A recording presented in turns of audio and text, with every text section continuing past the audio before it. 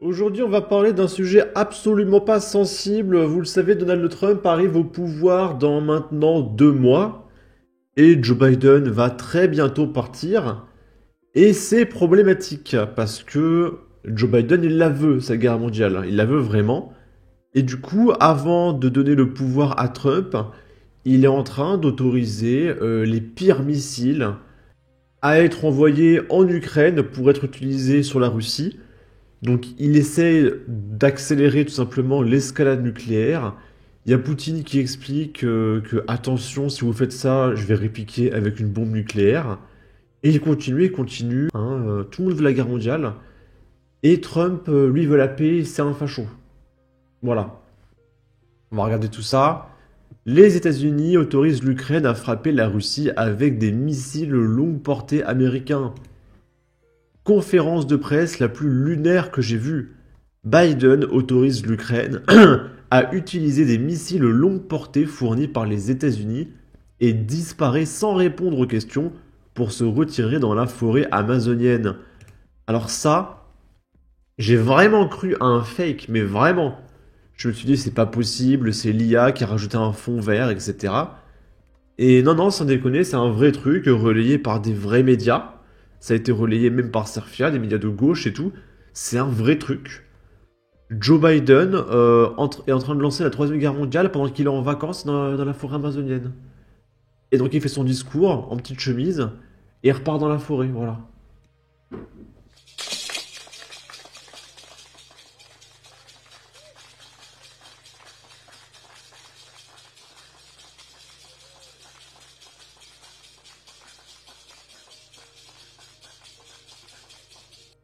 Enregistré le 17 novembre 2024. Et là, il y a le copyright, ok.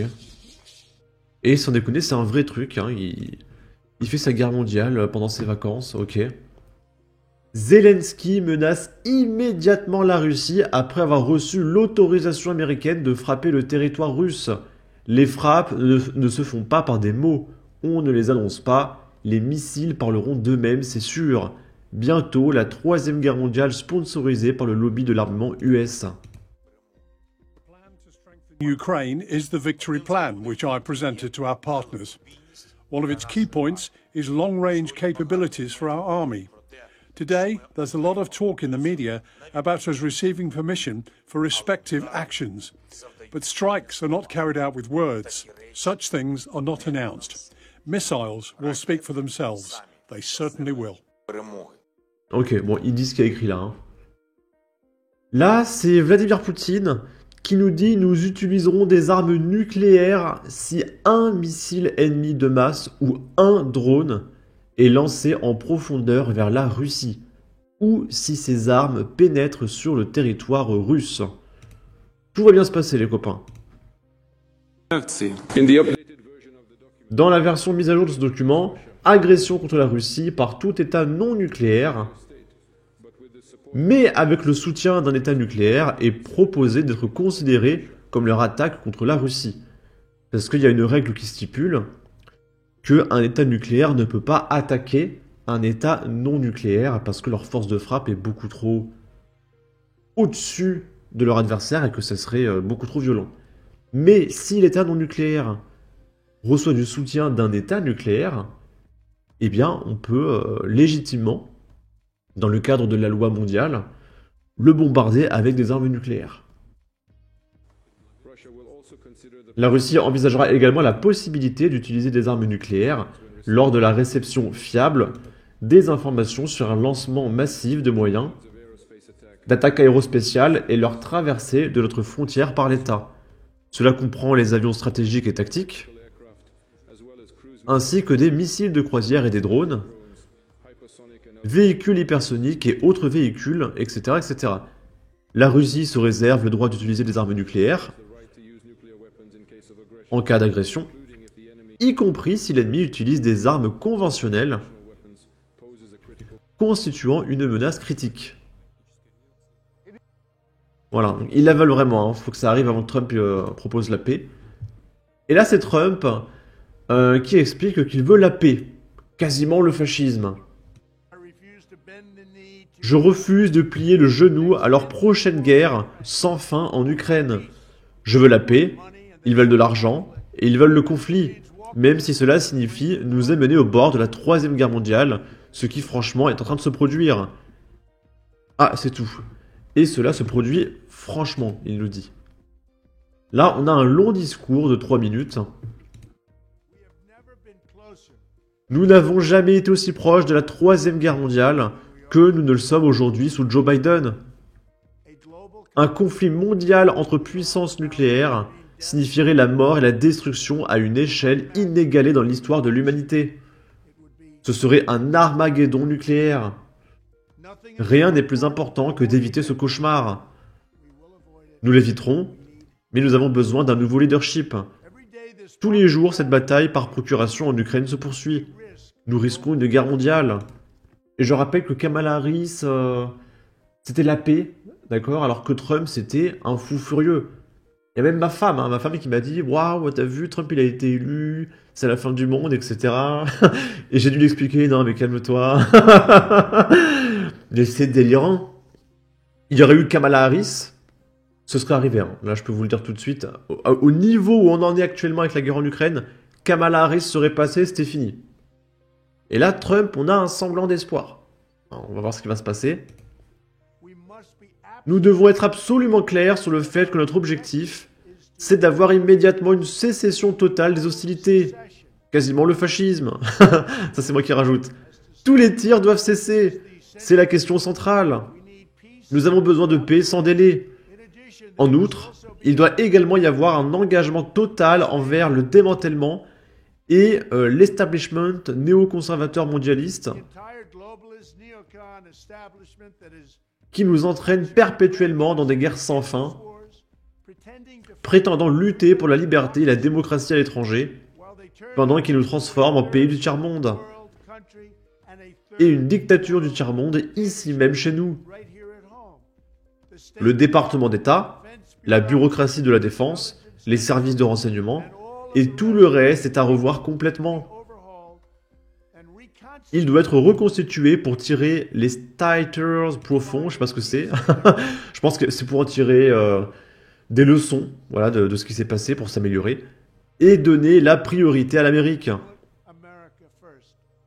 Nous devons donner la priorité à l'Amérique, il se répète.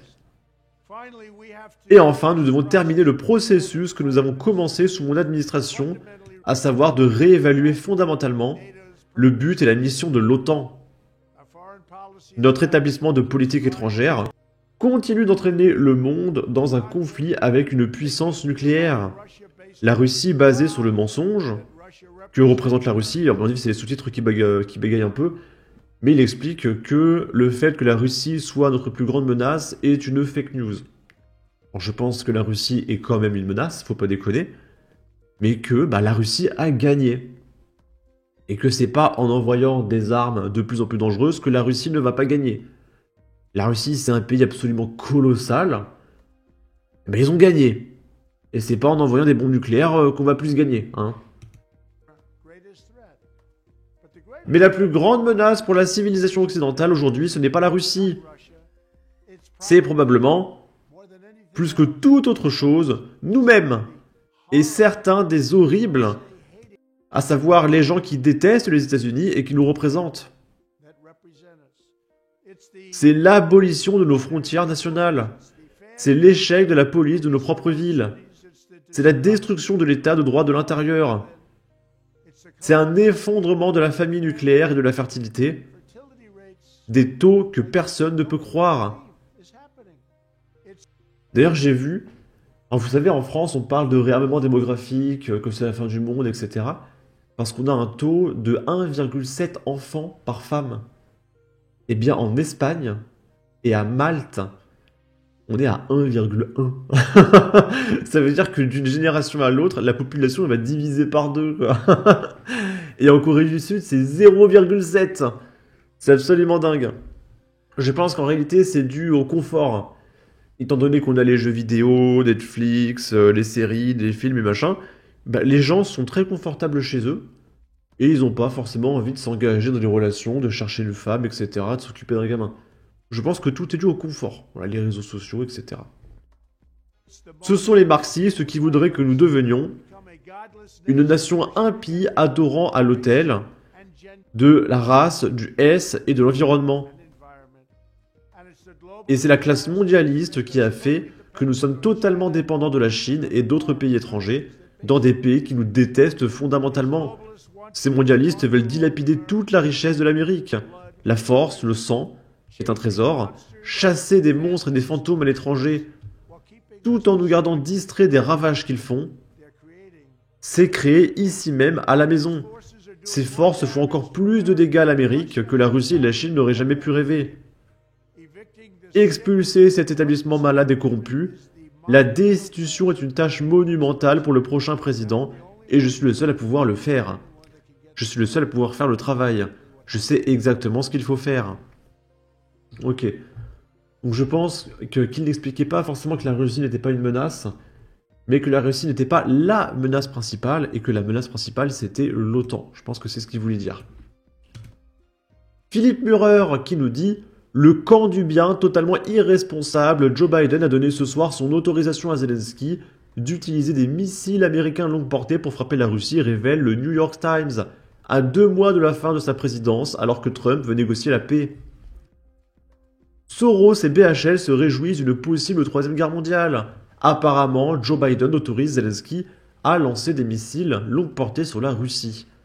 Et là, on a Alex Soros. Je crois que j'avais dit George Soros tout à l'heure. C'est une bêtise de ma part, hein, j'ai confondu. Donc Alex Soros qui nous dit « This is a great news ». C'est trop bien. Bernard-Henri Lévy qui nous dit « Cette décision du président Biden est historique. Tout comme moi, je fonds en larmes de gratitude pour l'Ukraine, pour nos amis, pour tous ceux qui ont souffert. C'est une immense émotion. » Là, il y a un mème. Dépêchons-nous de lancer la 3e guerre mondiale avant que la paix ne soit signée. Et on va terminer avec ça. On va vous montrer à quel point tout est débile concernant Donald Trump. Le maire de Londres, Sadiq Khan, accuse Donald Trump de s'en être pris à lui uniquement à cause de sa couleur de peau. La couleur de peau, est-ce que vous voyez le problème? Il y a Sardine Russo qui nous dit « Il est moins orange que lui ». Heureusement que certains ont leur couleur de peau pour pouvoir se plaindre de quelque chose, c'est pathétique. Je comprends pas. Et en plus, sur la vidéo de tout à l'heure, là, Trump, il est très orange. Hein. Je sais pas si c'est le maquillage ou quoi, mais il est plus orange que lui. Enfin bref. Sur ce, n'hésitez pas à dire ce que vous en pensez en commentaire, à partager, liker, ça aidera au référencement de la vidéo sur YouTube. Abonnez-vous, suivez-moi sur Twitter, prenez soin de vous, salut!